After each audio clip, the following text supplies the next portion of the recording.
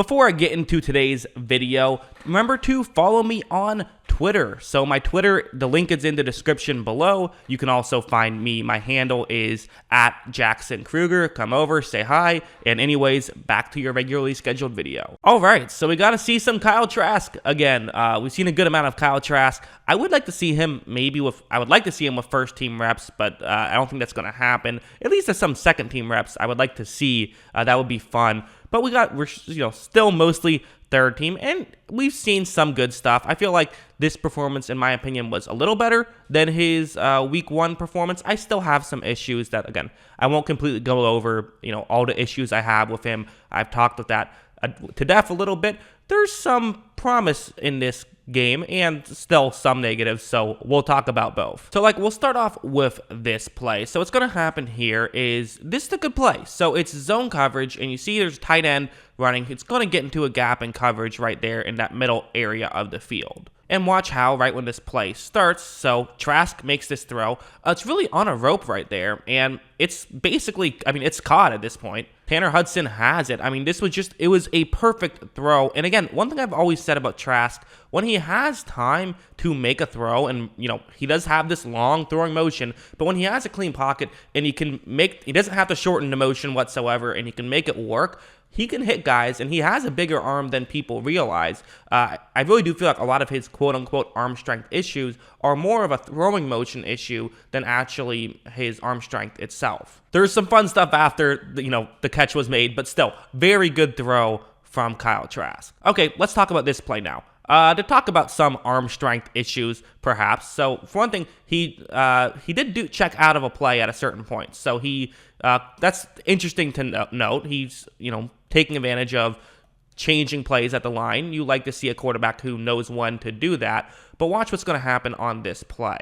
So it's zone coverage. I believe it's quarters, could be cover 3, not exactly sure. But there's a wide receiver who's running a route that could get open against this coverage, but you're going to have to probably either throw it before he's open or just get it in there in a hurry. But the issue is, remember when I talked about with Trask, he kind of needs time to really throw these throws with a bullet as opposed to shortening the motion. Well, watch how there's going to be pressure off the edge here for Trask, and he kind of does shorten it up a little bit, which means he doesn't get it there as quickly as you would like. Again, Buccaneers fans, we've watched Tom Brady the last year. We see how well he throws the ball. Jameis Winston had a cannon. That was never his issue. His issue was other stuff, of course.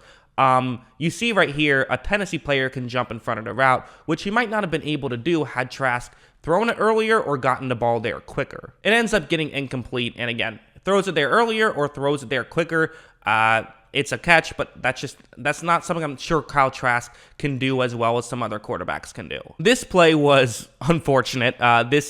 So what's going to happen is it actually starts off as a good play from Trask. So he's going to take the snap, roll out to the right. This is actually a similar concept to what we've seen. Again, Buccaneers fans, remember Dirk Cutter would run these types of plays to get O.J. Howard wide open. It's similar to that, not exactly the same. We've seen the Bears run a similar concept to get guys open. Basically, the way this works is that, and the Bears did it this preseason is what I mean. The way it works is you have the single receiver to your offense's left, runs a deep route, which will probably cut towards the middle.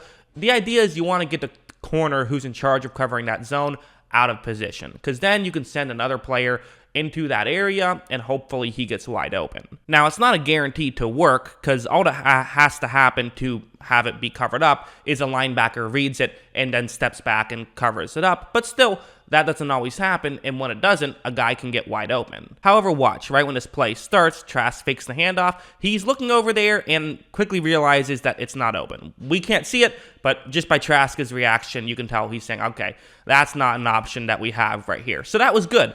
Really good play by Trask, smart play, all that stuff, great.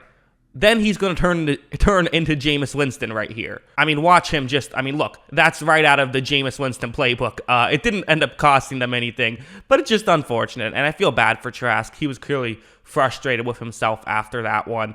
It's an unfortunate play. Not a big deal. It made me laugh out loud. If I watch something that makes me laugh out loud, I'm probably going to put it in my video. But I would probably say that's a positive. I don't think he's going to go around accidentally throwing footballs too much. So I think it's fine. I actually even wonder, would they have called that a fumble or an incomplete pass? You could argue it should have been an incomplete pass, but regardless, we'll move on to the next play. And I do mean the next play. This was the very next play. This is going to be good by Trask. This is something I like about Trask, is he does do a good job of picking up blitzes, realizing that those are happening. He has good pocket presence, even if, again, the lack of mobility made such a big deal, and it isn't a huge deal to me whatsoever because he can move around well. You don't need to be able to run a 4-4 to be an effective quarterback. This is going to be a blitz right here. It's a cover 0 blitz, in fact, and with no one else blocking this, I mean, think about it logically. Cover 0 means 6 defenders are rushing the passer. You only have 5 offensive linemen.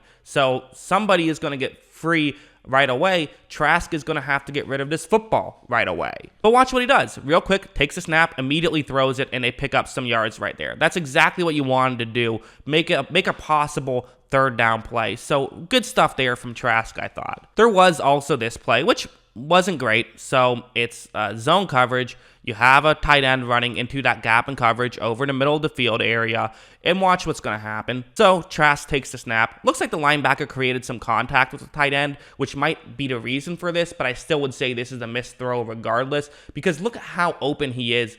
You just have to make that throw. I don't care if there was contact. This is a high throw regardless of that. This is the throw you have to make. And I would also argue that, listen, does Cameron Brate find a way to make that catch? Maybe. Does O.J. Howard find a way to make that catch? Maybe. But still, it's not the best throw. As you see, it's tipped and intercepted. Not great. It just wasn't. There's no getting around it. So yeah, I mean, listen, I don't have the highest hopes for Kyle Trask. I've talked about that. He was not one of my favorite quarterbacks in this draft, and I wish Tampa Bay went in a different direction, quite frankly. However, he is wearing a Buccaneers uniform, and I am rooting for him, and there is some stuff that I liked, and hopefully he can improve on these negative things. Maybe he can get better accuracy-wise. That has happened before, right? Josh Allen did it, and Josh Allen fixed his throwing motion, so maybe Trask can do the same.